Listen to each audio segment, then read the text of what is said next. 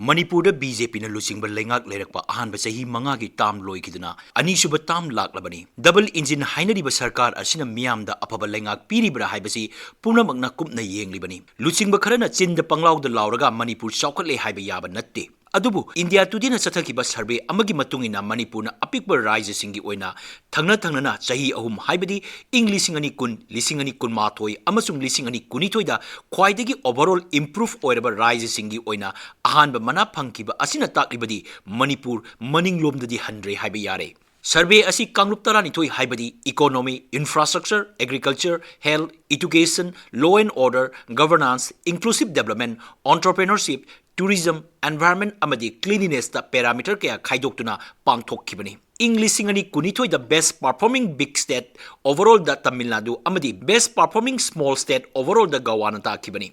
Kanglup Taranithoi gi manungdagi economy, infrastructure development amasung entrepreneurship ki Kanglup ta Manipur na makokta leiri. Hiramasda haukiba chahi mangada Manipur gi compound annual growth rate CAGR sada taramathoi dasmik taruk tarete hengatuna gross state domestic product sakhat anbagaloina Manipur gi semilon gi pibam phagalakli haiba takli haukiba chahi manga asida Manipur ahan ba passenger train haudokkiba Imphal Jiribam amadi Imphal Kohima lambi double lane oirapa anoba national highway sing sengatpagi plan thaknaba ising phangnabagi machak mathum sengatpa sports ki mobile tower gi machak sing sengot sagatpagi chang yenglaga infrastructure ki Kanglupta apunba point chani marfu gi manungda chama marfudra dasmik taruk phangduna ahan bada leiri entrepreneurship ki Kanglupta Manipur na apunba point marfu gi manungda humphumari dasmik ama phangduna ahan ba mafam kalli survey asida Kanglup mangada hanadagi mathakta haigalai Kanglup anidi hanadagi mafam hongde amadi Kanglup mangadadi hanagi mafamdagi hanthana leire Miyang changadoribasi hariba Kanglup manga asini agriculture gi Kanglupta hana ahan bada leirambadagi manga subada haitharakle haksel gi lamdasu hana ani subadagi ahum subada santi raksa gi Kanglupta ahum subadagi mari subada haitharakle Inclusive development amadi lu nanbagi Kanglupta hana ani suba mafam kalambani adubu handaki asida mari subada haithakre Environment ki matangdadi hairubagi kanadre mamang sahi singdasu tara subada leiba adu handaki sahi sidasu tara subada adumak leiri Manipura umang koksilakpa umangi lamda khopsindri yum sajinba amadi singi mafam jingda pak sanna popi thajilamba kaya asina environment sitharapagi maram oiba yai Shiksha haibasi samas amagi yanglen saruni hainaribani shiksha sakhatna samas sakhatpa haunade shiksha haiba matamda chumna laik laisugi mangal phanganba khak natte quality education haiba ama mangda tarai magul leba shiksha phanganbada mahiroising oja mahiloisang shiksha gi environment lairik amasung lairik te yauriba laisu aduga punna charminarba khaktada shiksha sakhatpa ngamgani Manipur lengan haksel gi lamda tongan ba scheme kaya hogdoktuna anaba mioi kaya ama khungangda chattuna lemna test makal tara humdoi khudong chaba phangalli masi khudong chaba si khungang chanipan nipu henbagi mioi lak ahum makhaida phangankre CMHT gi tengbang hana lupa lak ani oirambadigi lak manga da hengat hankre Haujik Pawada Mui Lak Manga Hembada Masi Kanaba Pangankre Hari Adumoinamak Hena Sakot Anba Darkar Oi Low Sungi Lamda Manipuna Asuk Yamna Sotakibano Haibadu Lengang na Kupna Naina Pam Tui Santi Raksaki Pibam Pagale Hari Adubu Sahi Kayagi Mamangdagi Manipura si drug putok pusingi oina maming lairaba Raisa Oi Putok pusindagi Hendoktuna drug putok pamsu Oirak Labani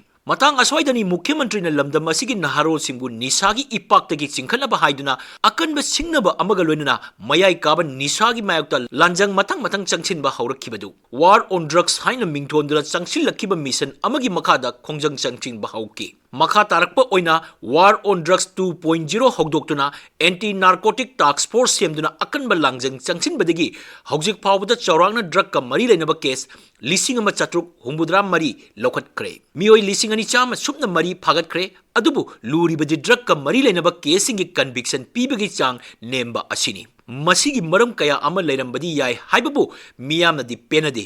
hoi thabak ama paikhatpada sada sama mapung phagani haibadi ngamloi adubu investigation singbada ahoba leibina singbadi thoaningde hena section thabak tawhanningbagi wapamni phongdokcharibasi Ngarang nahanda uniform da leiriba police commando personnel singna drug lalonbagi thabakta yauksilambagi pau ama takibadu tasengnamak laibak thibani war on drugs campaign bu mai pakna paikhanaba honariba police ki maikhum upaphatraba mioi kharana asigumba thong asi chatharak labadi campaign asi mai pakloi aduk yamkraba drug adu makhoi mangana masagi furik khawdagi paisa khainaraga putoraklibra natraga kanagumba senjau paiba mioi kharagi khunek oina sizinaribra haibasi hangningai oi asengba ma khangtokpa phagani more lambi gumba yamna sensitive oiba mafam singda police personnel sing thaba matamda makhoigi integrity kupna yenglaga thabi gadabani masagi income ga sanadaba mongda paisa paikhalapa mioi sing sarkar na kupsen senagadabani maral leibasing ahakpa cherak piduna miyamda aso asang oirabasu yade haibadu khangandriba makai